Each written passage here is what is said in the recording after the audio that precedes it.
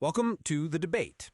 Today, we're digging into the rather complex financial situation involving Ghazala Din and this alleged property investment scheme.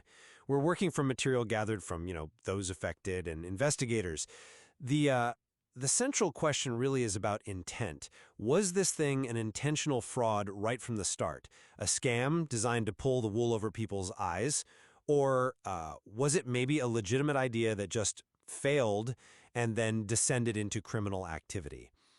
I'll be arguing that the evidence, well, it leaves room for the possibility of an initial legitimate attempt that ultimately failed. And I'll be taking the position that the structure and, frankly, the behavior described strongly suggests this was intentionally fraudulent from day one.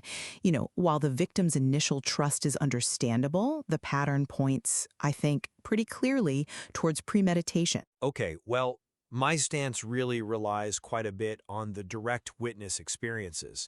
One person actually said, quite clearly, the way from the start, it did not feel like a scam. And I believe from the start it wasn't a scam.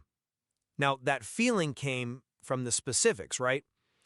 The talk about actual properties, like a house in Needles, a specific buy-in of $15,000, promises of pretty substantial monthly returns.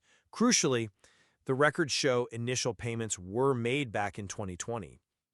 The really overt deception, the 6 months of no payments, the excuses, that seems to have surfaced much later, which to me suggests a failure, a collapse, rather than just pure deceit from the very beginning. See, I interpret that timeline quite differently.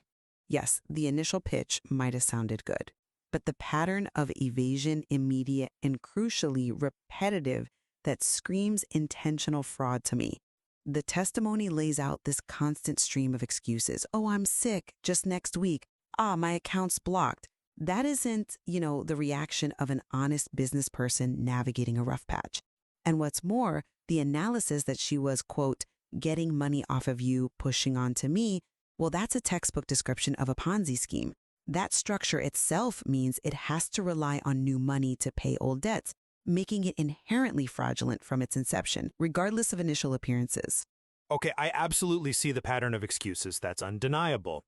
But couldn't that panicked, deceptive behavior be the result of a legitimate investment failing? Sometimes the collapse itself forces people into lying to hide the extent of the losses. Perhaps in some cases, but this feels more calculated than just panic. Look at how the money was handled. That suggests systemic planning for concealment. I mean, why would a genuinely struggling entrepreneur tell investors to put their capital directly into her son's bank account? That's an immediate, massive red flag. And then you have multiple accounts getting seized because of fraud reports. This level of, let's call it deceptive fund management, planning specific accounts for evasion, that really points towards criminal design from the outset, not just a business hitting the skids. Right, the fund shifting. That's certainly damning evidence of criminal action, showing clear intent to deceive once the payments stopped. I concede that. However, the fact remains that there were discussions of specific properties, and those initial payments back in 2020 did go through. It still suggests to me that something resembling an investment vehicle was operating, however flawed it might have been, before the whole thing imploded and forced her into these evasive tactics. That's fair, but let's consider the corporate side of things. The material brought to light her use of ZR Associates Limited. Now, this is a company owned by her estranged brother, who claimed it had been dormant for a decade. Yet, accounts were apparently filed quite recently.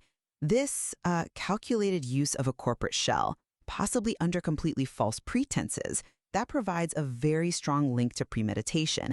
This wasn't something cobbled together in a panic. It looks much more like a pre-existing tool set up for, well, sophisticated fraud. The ZR Associates angle does suggest significant preparation. I have to acknowledge that. It adds another layer of complexity. The key tension, for me, still remains. Was this shell company set up specifically to launch a scheme designed to defraud people from day one, or was it perhaps improperly grabbed and used by Ghazala Din when a maybe legitimate but definitely failing venture needed sudden, complex ways to hide the truth? Well, when you put together the unsustainable promises, that immediate and consistent pattern of excuses, and then this use of corporate entities apparently designed to obscure fund movements. The weight of evidence, for me, points very strongly towards premeditation. It looks like a fraud designed from the start to exploit trust. And I still maintain that the combination of genuine early payments and the clear initial belief held by some witnesses, it suggests a more complex picture. Possibly a property investment that went catastrophically wrong and became criminal through desperation, rather than being entirely smoke and mirrors from the very beginning. And I would conclude that the intricate web of excuses, the documented attempt to shift blame onto others, and the highly suspicious use of corporate structures like ZR Associates, these are all indicators of intentional fraud engineered right from the outset.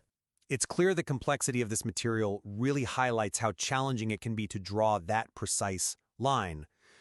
The line where a catastrophic business failure tips over into deliberate, premeditated criminal fraud.